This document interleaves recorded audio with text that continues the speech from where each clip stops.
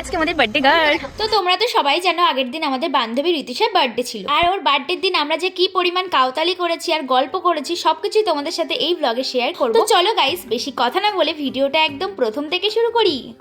সন্ধ্যেবেলায় সেজে গুজে আমি আর মনামি কিন্তু চলে এসেছি বাজারে এসে ঋতিশার জন্য একটা কেক কিনে নিয়ে চলে গেলাম আড্ডা হাউস। ভেবেছিলাম আগে থেকে ঋতিশাকে কিছু জানাবো না, ও কিন্তু তখনও পর্যন্ত কিছুই জানতো না, কিন্তু একটা তো কিছু আন্দাজ করতেই পেরেছিল। যাই হোক, আমরা এখানে ওয়েট করছিলাম আর অনেকক্ষণ লেট করে মেয়েটা এসে, যদিও বা ওর কোনো দোষই ছিল না, কারণ আমি ওকে লেট করে ফোন করি, এই জন্যই ওর লেট হয়ে যায়। ও যে এসে দাঁড়ালো, মনামি তো বলা শুরু করে দিচ্ছে ভাই খাওয়া। তখনও পর্যন্ত কিন্তু ও কেকটা দেখেনি। যাই হোক, এখানে ওকে বসিয়ে জেরা করা শুরু হয়েছে। আমি তো ওকে শুধু বলেছিলাম যে বাজারে আসার জন্য, কিন্তু ও বাজারে আসার জন্য এত সেজে গুজে কেন এসেছে এই নিয়ে ওকে যে আমরা কি প্রশ্ন করা শুরু করেছিলাম যে তুই তো জানিস না যে আমরা কেক কাটবো বা কি, তাহলে এত সেজে গুজে কেন এসেছিস। হারামিটা তারপরে কি বলে জানো, যে আমার জন্মদিন আমি সাজবো নাকি তোরা সাজবি। তার মানে মেয়েটা আগে থেকেই বুঝতে পেরে গেছিল। কি আর বলবো, চলো এবার কেকটা কাটা যাক। আমার ভাইয়ের একটু তাড়া ছিল বলে ও বেরিয়ে যাচ্ছিল, তো সবাই বললো যে কেকটা কাটা হোক ভাই, তারপরে তুই যা। সেই জন্যই ভাবলাম যে চলো কেকটা কেটে নেওয়া যাক, পরে বসে বসে অনেকক্ষণ ধরে গল্প করতে পারবো। কেক কাটার আগে তো একটু ফটোশুট করতেই হবে। এইদিকে মেয়েটা ফটো তুলছে আর ওইদিকে দেখো ও কি করে যাচ্ছে। এই জায়গায় যদি ওর জন্মদিন না হয় মনামির জন্মদিন হতো, তাহলে কেক কাটা তো দূরে থাকে, এখন তো শুধু ফটোশুটই চলছে। মানে কেক যে কখন কাটা হতো তার নেই। চলো এবার আমাদের কেক তো কাটা হয়ে গেছে, এবার কেক খাওয়ার পালা।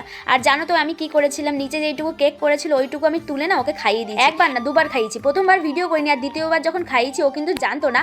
পরে যখন ভিডিওটা দেখছে তখন বলছে যে তুই আমার সাথে এরকমটা করতে পারিস। সেদিন কিন্তু আমরা খুবই মজা করেছিলাম। ভাইকে অল্প একটু কেক কেটে দিলাম, ওই কেকটা খেয়ে বেরিয়ে গেল। ভাই চলে যাওয়ার পরে আমরা আরো অনেকক্ষণ ছিলাম, আর যে পরিমাণ ফটো তুলেছি কি আর বলবো। এখানে এসেছিলাম খাবার অর্ডার দেওয়ার জন্য, আর এই জায়গায় এসে যেই একটু ভালো আলো পেয়েছে অমনি মেয়েটার ফটো তোলা শুরু হয়ে গেছে। আমরা অবশ্য তুলেছিলাম কিন্তু অল্প অল্প, কিন্তু ও যে কি পরিমাণ ছবি তুলেছে কি আর বলবো গাইস। ছবি তোলে 500 খানা, কিন্তু স্ট্যাটাস দেয় বা পোস্ট করে কিন্তু সেই একটাই। তাহলে এতগুলো তোলার দরকার কি? যদিও বা কারে কই আমিও তো এমন। তো তারপর অর্ডার দিয়ে চলে এলাম। এখানে এসে আমি কেকটা প্যাকিং করে দিচ্ছিলাম, যেহেতু এত বড় কেকটা আমরা তিনজনে মিলে খেয়ে শেষ করতে পারবো না, তো এটা যাতে ঋতিশা বাড়িতে নিয়ে যেতে পারে তাই জন্য। খাবার দাবার অর্ডার দিয়ে আসার পরে একটু লেট হচ্ছিল। এই টাইমে দেখো মনামি পুরো নাচানাচি শুরু করে দিয়েছে। তারপরে যে কি গল্প দেয়া দিছি কি আর বলবো। অর্ডার দেওয়া হয়েছিল 2 প্লেট চিকেন পকোড়া আর 1 প্লেট চাউমিন। খাবার দাবার আসার পরেও এইদিকে দেখো সবাই সবাইকে ভাগ করে দিচ্ছিল। আর সত্যি কথা বলতে না, পুরো খাবারটা আমরা কেউই শেষ করতে পারিনি। আমি আর চাউমিন খেতে অত একটা ভালোবাসি না, এই জন্য আমি আর চাউমিনটা নিইনি। আর চিকেন পকোড়া যেহেতু আমার একটু ভালোই লাগে, তো আমি চিকেন পকোড়া নিয়েছিলাম। আচ্ছা, তোমরা কে কে চিকেন পকোড়া খেতে ভালোবাসো অবশ্যই কিন্তু কমেন্ট করে জানিও।